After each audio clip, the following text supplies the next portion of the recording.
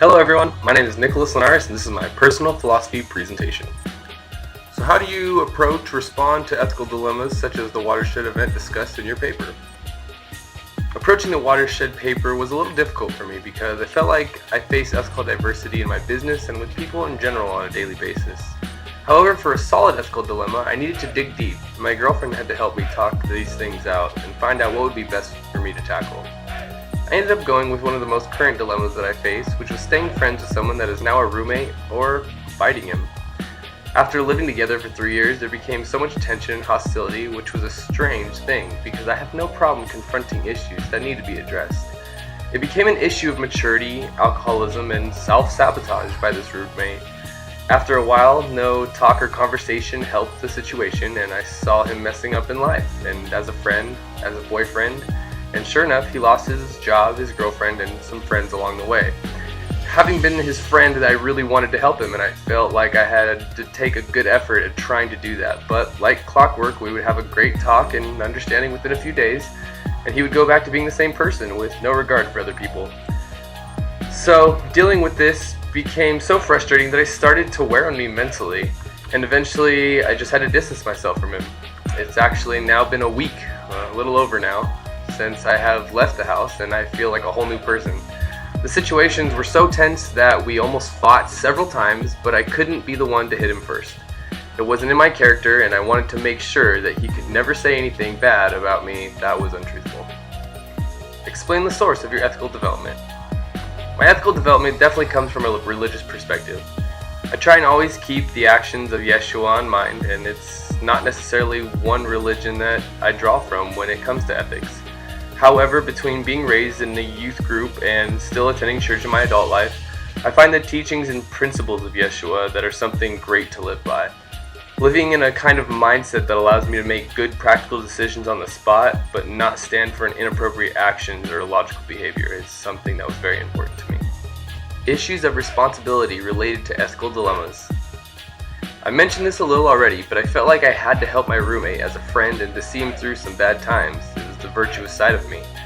It had always been a part of my character to do so, especially now as I get older and feel spiritually stronger to do so.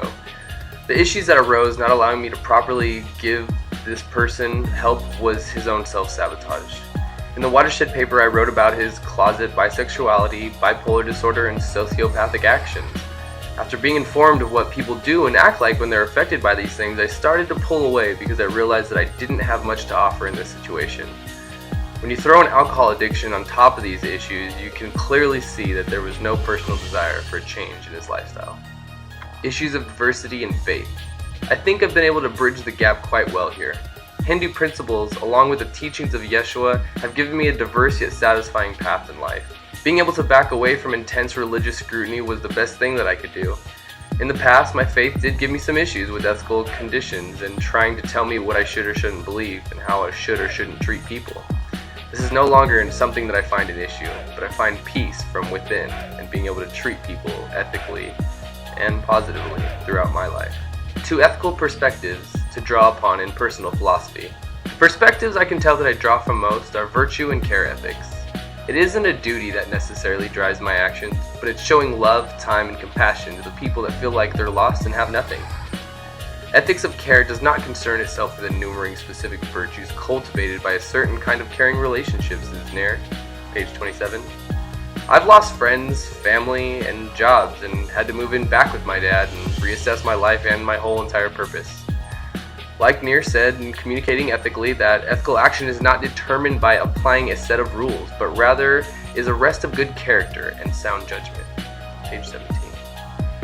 Most of the time, showing people that you care and they have a shoulder to cry on and want you to do the best by them is something that can put them back on track to a purpose and prosperous life. People just need someone to care for them.